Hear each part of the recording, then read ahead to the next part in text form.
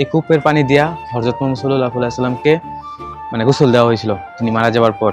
অবশেষে চলে আসলাম মসজিদুল নববীতে। আসসালাতু আসসালামু আলাইকা ইয়া রাসূলুল্লাহ। জান্নাতুল বাকি যেইখানে শুয়ে আছে দুনিয়ার সবথেকে দামি মানুষগুলো। অপরূপ সৌন্দর্যে সাজানো মদিনা শহরটি দেখলেই মন জুড়িয়ে যায়। এটাই সেই মসজিদ যেই মসজিদে হযরত মুহাম্মদ সাল্লাল্লাহু আলাইহি ওয়াসাল্লাম তিনটি দোয়া করেছিলেন। এটাই সেই ঐতিহাসিক মসজিদুল গামামা। মাশাআল্লাহ তাবারাকার রহমান, জিনপাটটা এত সুন্দর। এটা হচ্ছে সেই হেজাজ আল মিউজিয়াম, এটা হচ্ছে মদিনাতে অবস্থিত। যেখানে আদিম যুগের মানুষরা পানিগুলা স্টোর করে রাখতো, দেখেন চামড়া দিয়ে পুরাটা বানানো একদম। কোরআন মাজিদ নাজিল হওয়ার পরে এরকম ভাবে খেজুরের ডালের মাঝে লিখে রেখেছিল সাহাবীরা। আরো বিভিন্ন জায়গায় লিখে রেখেছিল, যেরকম হাড় পাথর বিভিন্ন জায়গায়। ইসলামের সর্বপ্রথম মসজিদ মসজিদুল কুবা, যেটি হযরত মুহাম্মদ সাল্লাল্লাহু আলাইহি ওয়াসাল্লাম নিজের হাতে বানিয়েছিলেন। আজকে আমাদের সফর শুরু হচ্ছে মদিনা শরীফ থেকে। যারা উমরা করতে আসবেন দেশ থেকে অথবা সৌদি আরবে আছেন, তাদের জন্য এই ভিডিওটা আশা করি অনেক বেশি হেল্পফুল হবে। সো প্লিজ পুরো ভিডিওটা দেখেন, আপনারা কোন কোন জায়গায় যাইতে পারবেন আপনাদেরকে সব কিছু রিভিউ করে দেখাবো ইনশাআল্লাহ।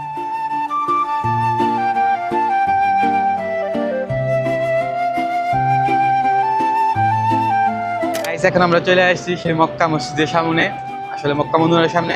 এখন ইনশাল্লাহ ভিতরে যাবো, সবকিছু ইনশাল্লাহ রিভিউ করবো সবার মাঝে। সো প্লিজ সবাই সাথে থাকেন এবং পুরো ভিডিওটা দেখেন ইনশাল্লাহ। সো চলেন ভিতরে যাই, দেখা হোক সব কিছু।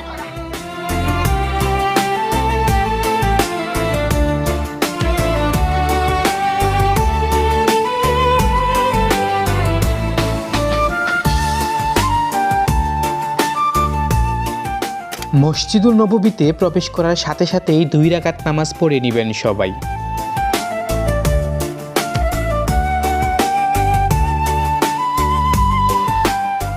নামাজ পড়া শেষ হলে তারপর গিয়ে জমজমের পানি খাবেন।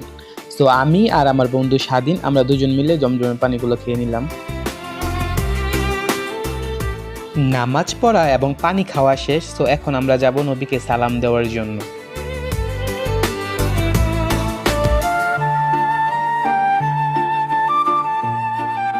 নবীকে সালাম এবং নবীর রওজা শরীফ জিয়ারত করার জন্য আপনাদেরকে আসতে হবে বাবুস সালাম এই দরজার সামনে।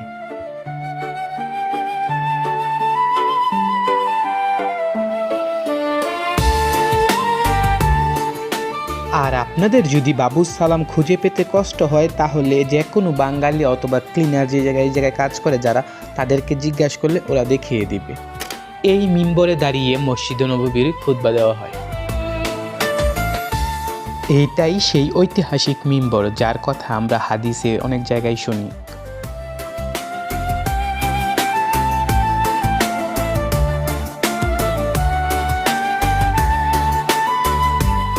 এইটি হলো সেই রহমতের জানালা যেটি আপনারা সামনে দেখতে পাচ্ছেন। এইটি হলো হযরত মুহাম্মদ সাল্লাল্লাহু আলাইহি ওয়াসাল্লামের রওজা মোবারক। আর এইখানে আসি আপনারা সবাই আসলে নবীকে সালাম দিবেন। আসসালাতু আসসালামু আলাইকা ইয়া রাসূলুল্লাহ, আসসালাতু আসসালামু আলাইকা ইয়া নবী আল্লাহ, আসসালাতু আসসালামু আলাইকা ইয়া সাইয়্যিদুল মুরসালিন, ইয়া আসসালাতু আসসালামু আলাইকা ইয়া খাতামুন নবিয়্যিন। সালাম দেওয়া শেষ হওয়ার পরে আপনাদের আসলে মদিনার কাজ শেষ, আপনারা এখন যা খুশি তা করতে পারেন। সো আমরা এখন অন্য জায়গা যাব। গাইস এখন আসলে আমরা এখন একটা মিউজিয়ামের ভিতরে যাব। এটা হচ্ছে গিয়া মদিনা নবীর মানে সালাম দেওয়ার পরে আসার পরেই দেখবেন আপনারা 369 নম্বর গেট আছে। হ্যাঁ, তো 369 নম্বর গেট থেকে আসার পরে এইদিকে আসবেন। আসেন দেখাই, এদিকে কিন্তু একটা বাথরুম আছে। হ্যাঁ, বাথরুমের সাইডে দেখবেন একটা পি লেখা আছে। এদিকে ওই দেখেন এই জায়গায় পি লেখা আছে। হ্যাঁ, ওই যে পি লেখা আছে। এখন আমরা নিচে যাব, নিচে যাওয়ার পর দেখাইতেছি কি কোন জায়গায় আপনারা সেই মিউজিয়ামটা দেখতে পারবেন। ঠিক আছে, আসেন এখন দেখ। এইখান দিয়ে ঢোকার পরে দেখবেন ওই যে দেখেন মদিনা মুনাওয়ারা দেখা যাইতেছে আর কি। যে গেট দিয়ে ঢুকবেন, ঢোকার পরে দেখবেন দেখা যাইতেছে আরেকটা গেট কিন্তু ওই পাশে আছে, ওইটা দিয়ে না এটা দিয়ে যাইতে হইব। হ্যাঁ, তো ওইটা দিয়ে চলেন এখন নিচে যাই। অলরেডি আমরা নিচতলায় নেমে গেছি, আরেকতলা বাকি আছে, আরেকতলা নিচে নামতে হইব। হ্যাঁ, ডাউন। এই যে এই নিচতলা, চলেন। আসার পরে দেখবেন এরকম একটা জায়গা আছে লেখা, ওই জায়গায় আসবেন। আসার পরে এখন ভিতরে আসেন গাইস। পরে এদিক দিয়ে ঘুরে আসবেন, দেখেন এরকম একটা দরজা পাইবেন। হ্যাঁ, আবার পরে এর ভিতরে আসেন। ভিতরে কিন্তু এত জোর করে কথা বলা যায় না। হ্যাঁ, আপনাদেরকে দেখাই।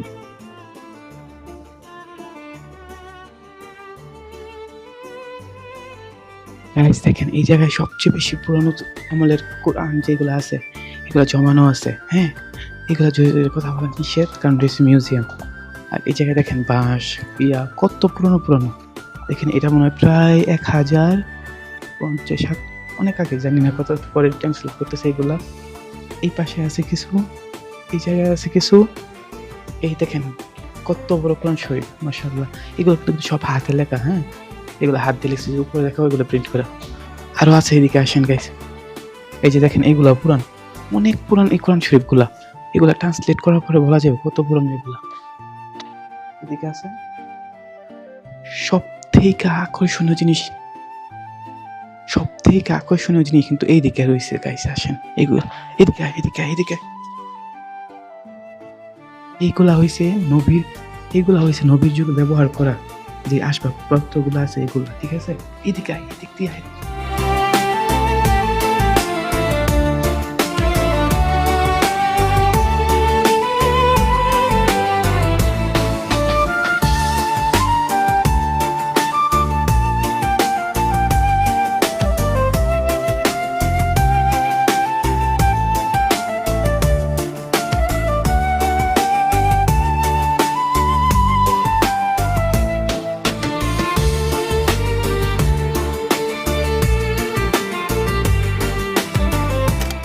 একটা তো দেখলেন, আরেকটা আছে, চলেন আরেকটা দেখে আসি ওটার মধ্যে কি আছে। আসলে এন সবাই চুপচাপ ভিডিও করে, এগুলা মুনকিন নিষিদ্ধ। গাইস। এইগুলার মাঝে আসলে পানি রাখতো আর কি, যে নবীরা খাওয়া দাওয়া করতো পানি টানি এগুলার মাঝে রাখতো। এগুলো পুরো চামড়ার, হ্যাঁ, অনেক বছর আগে এগুলো। আর এইগুলো হচ্ছে খেজুরের কাঠ, পাথরের মাঝে ওই সময় লেখা রাখতো এগুলা, প্রায় অনেক আগের গুলা। মাশাআল্লাহ, আল্লাহু আকবার। এগুলো দেখেন, এই যে দেখেন খেজুরের যে তারাকগুলো ছিল, যে ডালগুলো ছিল, এই ডালের মাঝে এগুলো সব লেখা ছিল। দেখেন সবগুলো, এইসব ডালের মাঝে এরকম ভাবে আগে ওরা লেখা রাখতো, ঠিক আছে। ওই যে দেখেন খেজুরের পাতা তো লেখা রাখছে। আর এই যে এদিকে দেখেন গাইস, এরকম ভাবে ওরা চিঠি পাঠাইতো। আর এগুলো যে হাড়, হ্যাঁ, মানে কোনো জানোয়ারের হাড়। এই যে দেখেন এগুলো যে হাড়ের ইয়াগুলো থাকে, এগুলাতে সবগুলা লেখা হয়েছে, দেখছেন। মাশাআল্লাহ, আল্লাহু আকবার। ওই পাশে দেখেন, এই পাশে এদিকে, এই দিক থেকে শুরু হয়েছে। এগুলো প্রচুর প্রচুর পরিমাণ পুরানো কুরআন শরীফ। এইসবের অ্যাক্সেস আসলে সবাই জানে না, এগুলো সব লুকানো থাকে। আসলে আপনারা আসলে ভিডিওটা দেখে যদি আসেন, তাহলে ইনশাআল্লাহ আশা করি অনেক উপকৃত হইবে। দুইটা মিউজিয়াম আপনাদেরকে দেখাইলাম। সো আরেকটা মিউজিয়াম আছে মসজিদে নববীর এর ভিতরে। সো চলেন ওইটা আর আমরা এক্সপ্লোর করি। আসলে মসজিদে নববীর ভিতরে যেটা আছে ওইটা মিউজিয়াম বলতে পারবেন না, ওইটা এক ধরনের লাইব্রেরি। আর ওইখানে অনেক বছরের পুরনো পুরনো আর আসলে কোরআন শরীফ যেগুলো আছে ওইগুলো রাখা আছে, প্রায় 100 বছর, 150 বছর, 200 বছর পুরনো পুরনো কোরআন শরীফগুলো রাখা আছে। সো চলেন একসাথে আমরা সবগুলো দেখি।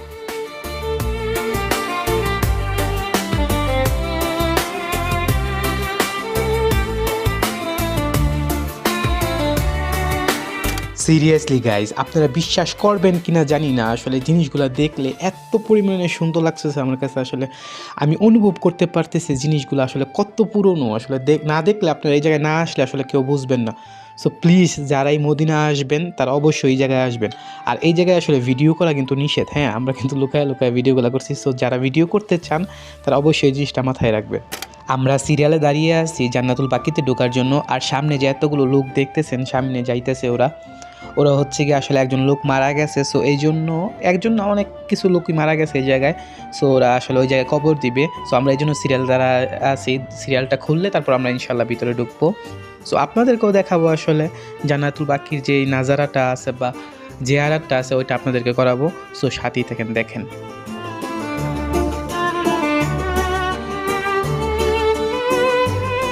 সো যারা জান্নাতুল বাকিতে আসতে চান, সবথেকে ভালো সময় হচ্ছে ফজর নামাজের পরে। আর তাছাড়াও বিকাল মনে করেন যে 4টার পরে কিছু সময় খোলা থাকে, ওই সময় আসতে পারেন। তো ফজর নামাজের পরে সবথেকে ভালো।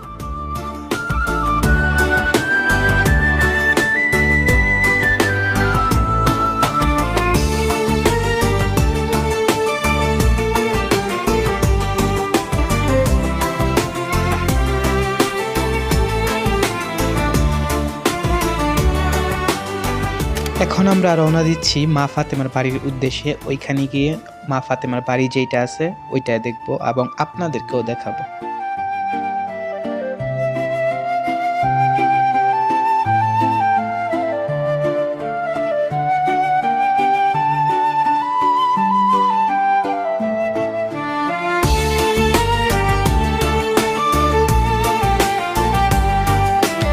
হয়েছে গিয়া মা ফাতেমা যিনি আসলো তার বাড়ি আর কি এই জায়গা।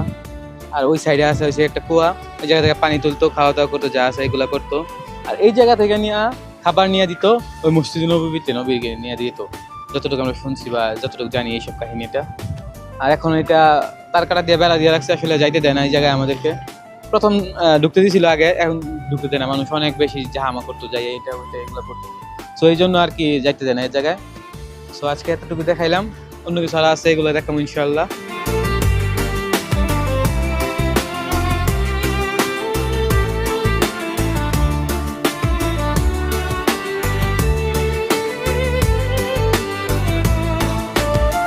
গাইস এটাই হচ্ছে সেই হেজাজ আল মিউজিয়াম, এটা হচ্ছে মদিনাতে অবস্থিত। আমার পিছনে যেটা দেখতেছেন এইটা, আর এটার বিষয়ে অনেক তথ্য আছে, অনেক কিছু আছে, এগুলো সব আমি ছোট করে তুলে ধরবো। সো প্লিজ সাথেই থাকেন এবং দেখতে থাকেন।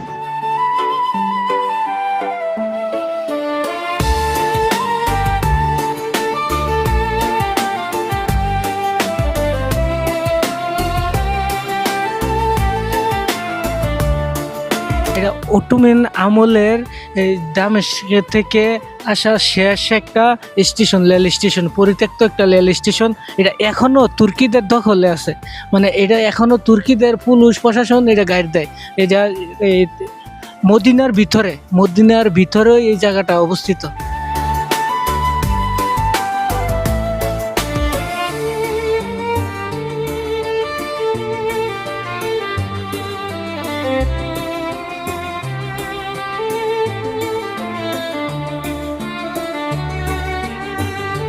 এই মসজিদটা 1908 সালে অটোমান দ্বিতীয় সম্রাট যে ছিল আব্দুল হামিদ, তিনি তৈরি করছিলেন। এটা প্রায় কত বছর আগে গাইজ দেখেন, এই বিল্ডিং না, এটা মসজিদ, এই মসজিদটা স্থাপিত করছিল। এটা মদিনা অনেক বড় একটা ঐতিহাসিক জিনিসটা আর কি।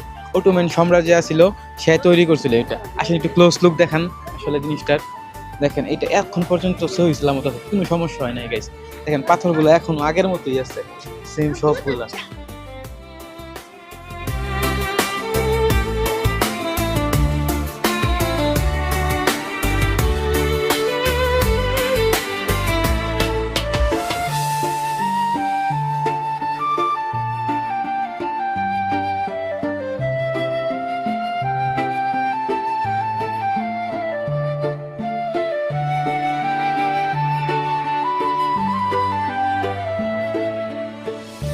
অতীতে এত সুন্দর করে মসজিদ কিভাবে ডিজাইন করছে গাইস, আসলে দেখলে মন জুড়িয়ে যায়।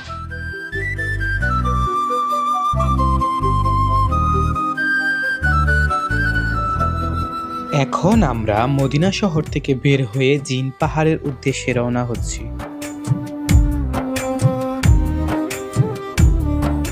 মদিনা শহর থেকে বের হতেই দেখলাম ঘরের উপরে আইফেল টাওয়ার লাগানো গাইস। মদিনা শহরটা যেরকম সুন্দর, জিন পাহাড়টা সেরকমই ভয়ঙ্কর, আর সেই রকম ভয়ঙ্কর রাস্তায় আজকে আমরা যাচ্ছি গাইস।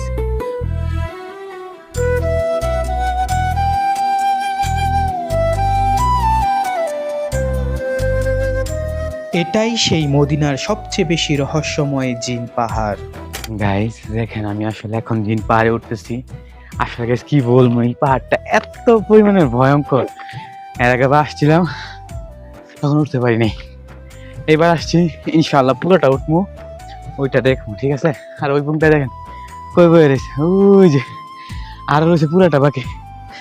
ওরে ভাই রে ভাই, জিন পাহাড় জিনের মতো উঠছেন গাইস, আল্লাহ জানে কিরকম রকম উঠছে ও জায়গায়। এখন যাই ওই জায়গায়, দেখি কিরকম হয়। সেটা জিন পাহাড়টা সিরিয়াসলি অনেকটা ভয়ঙ্কর গাইস। গাইস দেখেন ও কই জায়গায় বসে রয়েছে, আরো যে উপরে আছে ওই জায়গায় উঠতে হইব। দেখা যাক গাইস কতটা উঠতে পারি। আর এই জায়গায় আজকে নাম লিখে যাবো আমরা। গাইস দেখেন আমরা এখনো উঠতেছি পাহাড়ে, আর এত পরিমাণের ভয়ঙ্কর। এই জায়গায় কে নাম লিখে রাখছে গাইস? কোনটা এই জায়গায় এসে নাম লিখছে? হ্যাঁ স্বাধীন, এই জায়গায় কেন নাম লিখছে রে ভাই? আল্লাহ আল্লাহ গাইস, এই লাল শাক, গাইস দেখেন লাল শাক। এই জিন পাহাড়ের উপরে লাল শাক হয়েছে নাকি? এই জিনে মারছে রে, মাইরেটের যে মানুষগুলো মারছে এগুলো রক্ত দিয়ে লাল হয়ে গেছে না গাইস? হতে পারে ওইটা, বলা যায় না, কি বলার স্বাধীন তুই? হ্যাঁ, স্বাধীনের কথা বলবো না, মনে হয় জিনে ধরে গেছে কাছে ওরা। এত উপরে উঠবো না, ওই স্বাধীন উঠতেছে দেখেন, ওই পাগলা এটা উপরে উঠতেছে, দেখেন কত উপরে উঠতেছে। আমি গাইছি এত উপরে জীবনও যাবো না।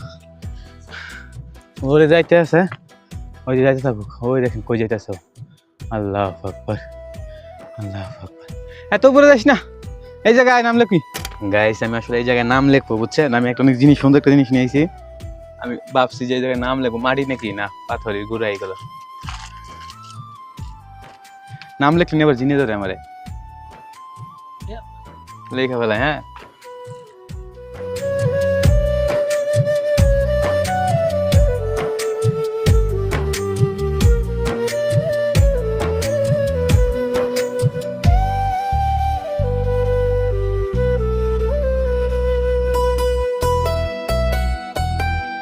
গাইস দেখেন আমি আমার নামটা এই জায়গায় লেখা এবং মোবাইল নাম্বার দুইটা জিনিস লেখা আমি এই জায়গায় রাখা দিছি। দেখেন এটা এই জায়গায়, সেদিন দেখাও তো ভাই ভালো করে জিনিসটা আসলে কোন জায়গায় লিখছি আমি, তুমি দেখো। হ্যাঁ, জায়গা দেখে কিন্তু দেখেন গাইস, আমি এই জায়গায় আমার নাম এবং নাম্বার লিখে দিছি। যদি কেউ বাংলাদেশ থেকে আসেন এবং 50 কোটি থেকে আসেন, আইসা দেখবেন আমার নামটা লেখা আছে না নাই। এই মার্কারটা দিয়ে লিখছিলাম, এটা দিয়ে জাবালে নুরও লিখছিলাম। এখন স্বাধীন লিখবে গাইস, স্বাধীন ওই জায়গায় নাম লিখতেছে ওর নিজের। এটা হচ্ছে জিন পাহাড়ে, ওই যে ওর নাম লিখতেছে ওই জায়গায় খোদাই করে, এর নিচে আমার নাম লেখা আছে। আমরা অলমোস্ট বেশ অর্ধেক উঠে পড়ছি, মানে কম অর্ধেক আসছে সামনে উপরে। আর ওই যে দেখেন ও পারভেজ আমাদেরকে নিয়ে আসছে, ওই যে পারভেজের গাড়ি কোথায় গাড়ি দেখতে পাচ্ছেন, ওই যে দেখেন ওইটা হচ্ছে পারভেজের গাড়ি।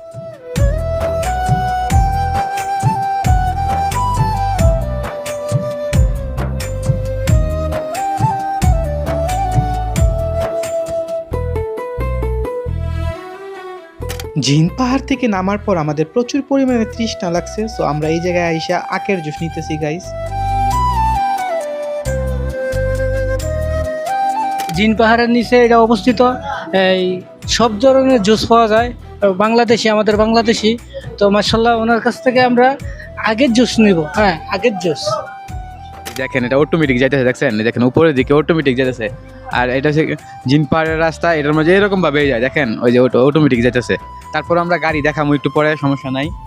তেল ছাড়া গাড়ি শুধুমাত্র জিন পাহাড়ে চালানো সম্ভব গাইস। 120-এর উপরে টান উঠে জিন পাহাড়ে তেল ছাড়া গাড়ি। বিশ্বাস করা যায় শুধুমাত্র জিন পাহাড় ছাড়া অন্য কোন জায়গায় সম্ভব নয় জিনিসগুলো।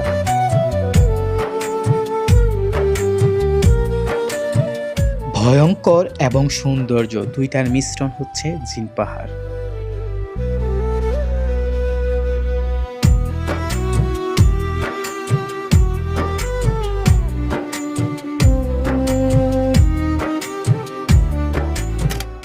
এটা যেটা দেখছেন এটা হচ্ছে একটা কূপ। হ্যাঁ, এই কূপের পানি দিয়া হযরত মুহাম্মদ সাল্লাল্লাহু আলাইহি সাল্লামকে মানে গোসল দেওয়া হয়েছিল তিনি মারা যাওয়ার পর, ঠিক আছে। আর এখন তো এটা জালি দিয়ে দিয়েছে, কিছুদিন আগে কিন্তু খোলা আসলো, দেখতে পাচ্ছে সবাই যাইয়া। আর এখন এটা বন্ধ হয়ে গেছে। দেখেন এটাই সেই কূপ, যে কূপের পানি দিয়া হযরত মুহাম্মদ সাল্লাল্লাহু আলাইহি সাল্লামকে আসলে গোসল দেওয়া হয়েছিল। উপরে দেখেন জালি দিয়ে দিয়েছে, এটা সব এখন বন্ধ করে দিয়েছে, এখন আর এটা ভিতরে ঢোকা যায় না। এই যে দেখতে পাচ্ছেন এই জায়গা দিয়া আসলে ওরা নিচে যাওয়া যায় আর কি, এদিকে নিচে যাইয়া তারপর পানি নিয়ে আসতো ওই জায়গা থেকে, ওই জায়গা থেকে পানি নিয়ে আসতো। মুহাম্মদ যে সময় মারা গেল, তারপর ওইখান থেকে আসলে মানে পানি নিয়ে আসছিল, পানি নিয়ে আসার পরে গোসল দিয়েছিল আর কি।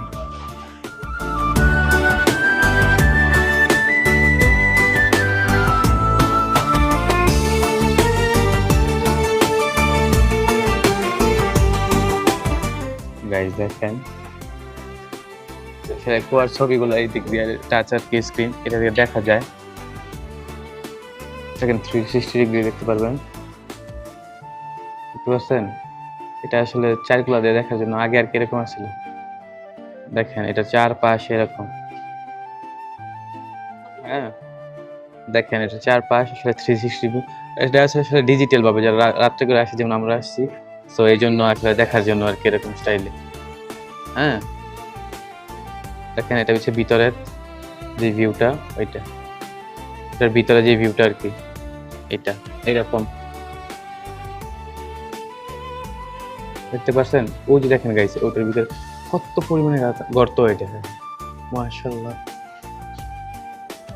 ও মাশাআল্লাহ,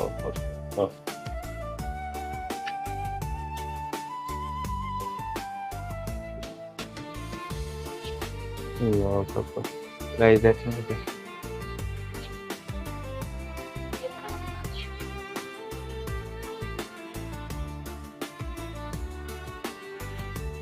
দেখেন গাইস, এটা নিচ থেকে একদম দেখা যাবে যেটা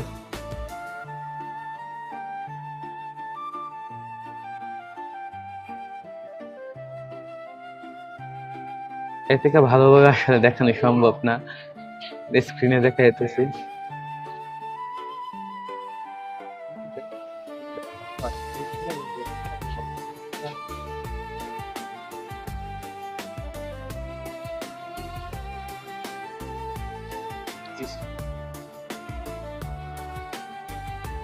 গাইস আলহামদুলিল্লাহ সবকিছু দেখে নিলাম, শুকরান ইয়া হাবিব।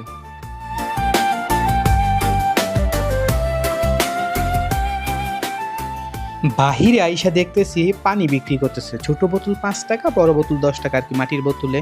সো আপনারা যদি এই জায়গায় আসেন তাহলে আপনারা আসলে প্লাস্টিকের বোতল নিয়ে আসবেন, আর হচ্ছে এই জায়গায় প্লাস্টিকের কাপ দেয়, ওই জায়গা থেকে পানি খাইতে পারবেন। সো আমরা এই জায়গায় এখন আমরা পানি নিয়ে নিলাম। সো আমি এবং আমার বন্ধু স্বাধীন আমরা দুজনে পানি খাই নিলাম বিসমিল্লাহ কইরা। মাশাআল্লাহ পানিটা অনেক পরিমাণে শান্তি পাইছি আর কি খাইয়া। গাইস আলহামদুলিল্লাহ আমরা আবার মদিনা আসছি সন্ধ্যার দিকে। আমরা আসলে ওই সময় ওরা চলে গেছে, আমরা যাইতে পারি নাই। তো এখন আসলে কি আমরা সারাদিন ঘুরে আমরা এই মদিনা শহর ইনশাআল্লাহ আজকে সারা রাত কাটাবো এই মদিনার এই ইয়ার ভিতরে ইনশাআল্লাহ মসজিদের ভিতরে। আমাদের চ্যালেঞ্জ হয়েছে আর কি যে মসজিদে নববী না এটা, মসজিদে নববীর ভিতরে আসলে আমরা থাকবো সারা রাত ইনশাআল্লাহ। আশেপাশে যেগুলো আছে ইবাদত করব, খাওয়া দাওয়া করবো কিছু। আসলে জায়গায় থাকা হয় না, এই জায়গায় আমরা থাকতে পারি না বেশি সময়, আমরা মানে মদিনার সময় দেয় না, সবচেয়ে বড় কথা। হ্যাঁ মানে আমরা 3 দিনের সময় দেওয়া হয়, তাবুক থেকে আইতে একদিন জায়গা, যাইতে যাইতে একদিন 2 দিন, একদিন সময় থাকে। অতএব আমরা এইবার আর গেছি না, এবার বাস গেছে কিন্তু আমরা রয়ে গেছি, পরের বাসে যাবো ইনশাআল্লাহ। কালকা আমরা ইনশাআল্লাহ চলে যাবো। আর দেখেন পিছনে মদিনা মুনাওয়ারা মাশাআল্লাহ তাবারাক রহমান। আর এখন আমরা ভিতরে যাবো ইনশাআল্লাহ, একটু ফ্রেশ হয়ে। আসলে অনেক কিছু ঘুরছি, অনেক কিছু মাশাআল্লাহ দেখছি, আল্লাহ অনেক কিছু দেখাইছে আলহামদুলিল্লাহ। শেষবারের মতো এই জন্য আরো ভালো করে ঘুরতেছি, কারণ এই রাতটা শুধু ঘোরার মধ্যে কাটাইতে হইব ইনশাআল্লাহ। সবকিছু দেখবো ইনশাআল্লাহ, জিয়ারত করবো। তো এখন জায়গায় ফ্রেশ হই, তারপর আপনাদের সাথে কথা বললি। হ্যাঁ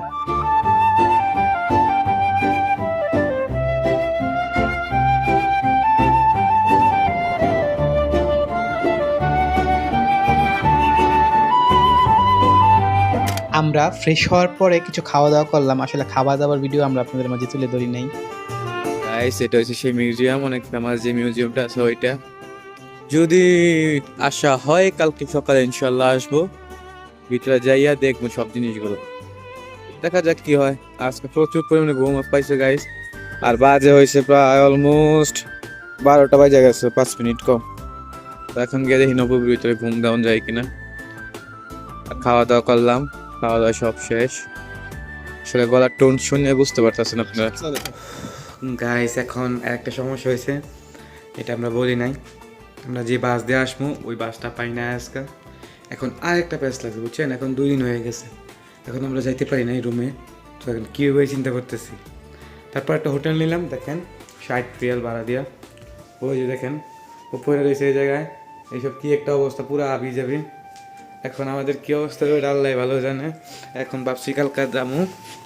ও দেখেন এই জায়গায় শুয়ে গেছে 2 ঘন্টা দিলাম না। কি অবস্থা তোর? অবস্থা আলহামদুলিল্লাহ, আল্লাহ যা করে ভালোর জন্য করে। আরেকটা দিন মদিনায় সুযোগ পেয়ে গেছি তাহার, তো আলহামদুলিল্লাহ ভালো। গাইস ওর কিন্তু একদম অসুস্থ হয়ে গেছিল। হ্যাঁ এইটা কোনো গোসল নাই কিছু নাই, কি একটা অবস্থা। এখন আইলাম রুম আইয়া ফ্রেশ ট্রেশ হওয়ার পরে এখন কি তোর শরীর ভালো লাগতেছে আগের থেকে? আলহামদুলিল্লাহ এখন আগের থেকে ভালো। সারা রাত মদিনা মসজিদের ভিতরে কাটাইছিলাম, এক রাত। ভাবলাম যে এক রাত ইনশাল্লাহ আমরা ঘুরে কাটাই দেবো, তো ইনশাল্লাহ আমরা যা প্ল্যান করছি তাতে কাটাইতেছি ঘুরে। কিন্তু আজকে যে থাকতে হইব তো আমরা কল্পনার বাইরে ছিল, তো এই জন্য একটু সমস্যাটা ফেস করতে হতো। মানে আমাদের প্ল্যান আসলে না কিন্তু আজকে থাকার বা ইয়া করার বাস পাই না, এখন কি করবেন প্ল্যান হয়ে যায়? হ্যাঁ এই জন্য আল্লাহ যা করে ভালোর জন্য করে, তাওয়াক্কাল আলাল্লাহ।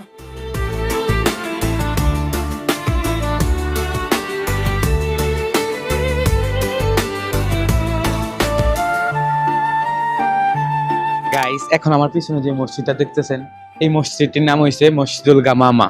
হ্যাঁ এই জায়গায় হয়েছে হযরত মুহাম্মদ সাল্লাল্লাহু আলাইহি ওয়াসাল্লাম বৃষ্টির জন্য দোয়া করছিল, সাথে সাথে বৃষ্টি নাজিল হয়েছিল এই জায়গায় দোয়া করার পরে। আর এই জায়গার মধ্যে হযরত মুহাম্মদ সাল্লাল্লাহু আলাইহি ওয়াসাল্লাম ঈদের নামাজও পড়িয়েছিলেন, ঠিক আছে। এটাই সেই মসজিদুল গামামা, সেই ঐতিহাসিক মসজিদুল গামামা।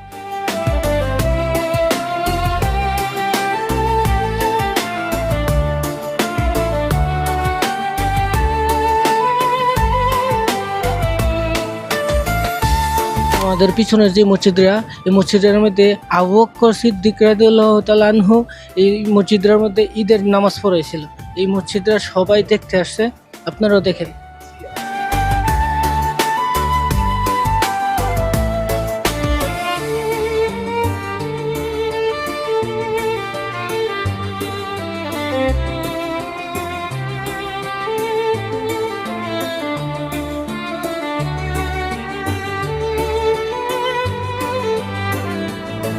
আমার পিছনে যে মসজিদরা, এই মসজিদের মধ্যে আমাদের নবী করিম সাল্লাল্লাহু আলাইহি সাল্লাম 3টি দোয়া করেছিল আল্লাহর কাছে। আল্লাহ 2টি দোয়া কবুল করেছে আর 1টি দোয়া কবুল করা হয়নি। যেটি কবুল করা হয়েছে যে আমার উম্মতকে যেন দুর্ভিক্ষতে না মারে, তা আল্লাহ কবুল করছে।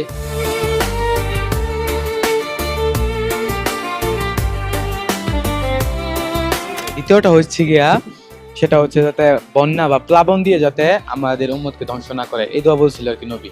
আর তৃতীয় যে দোয়াটা করছে এটা হচ্ছে যাতে নিজেরা নিজেরা দ্বন্দ্ব করে মারা না যায়, হ্যাঁ ওইটা। আর ওইটা আল্লাহ কবুল করেন নাই, আল্লাহ ভালো জানে কেন করে নাই। সো এটাই সেই মসজিদ যে মসজিদের কথা তার জন্য আমরা শুনছি। সো দেখেন মসজিদটা সুন্দর করে পুরোটা।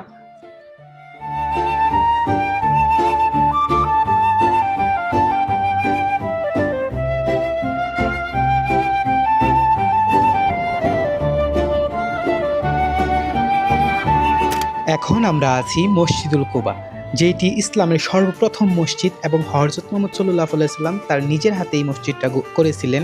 সো চলেন এই মসজিদটা আমরা জিয়ারত করে আসি।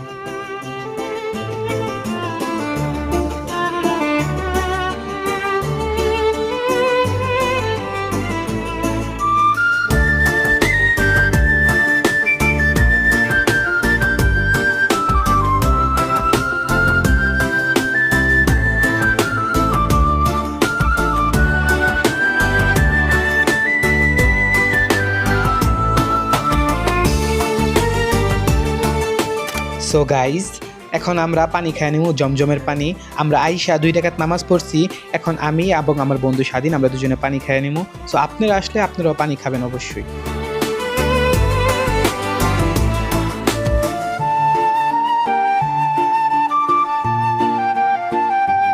অবশেষে আমরা আসলে পৌঁছাইতে পারছি বাসের মধ্যে, দেখেন বাসটা পাইছি অবশেষে। হ্যাঁ বাস পাইলাইছি ইনশাআল্লাহ, আজকে মনে হয় যে পৌঁছাবো ইনশাল্লাহ। এখন বাজে হয়েছে প্রায় 2টা।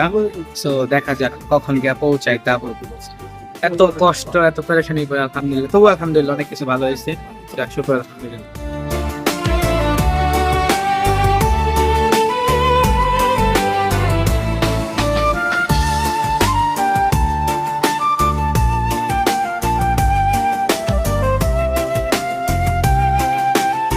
গাইস ফাইনালি অবশেষে আইসা পৌঁছাইলাম তাবুক।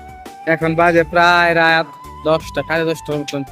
মাত্র আইসা পৌঁছালাম তাবুক। এখন তাবুক মেন শহর আছে যে বাঙালি মার্কেট, ওইটা এখনো রুমও যায় নাই, সেরালম আছে আর কি। তো এখন রুমে যাব, তারপর একটু খাওয়া দাওয়া করবো, আর এর পাশাপাশি খাবারটা নিয়ে আসবো। আর রান্না করে তো খাওয়া সম্ভব না এখন যাইয়া। সো আর হয়তো 10-15 মিনিট আসতেছি। হ্যাঁ, তো ভালো থাকবেন, সুস্থ থাকবেন। আজকে এই জায়গায় বিদায় নিলাম, আর ভিডিও লম্বা করতে চাইতেছি না। সো আল্লাহ হাফেজ।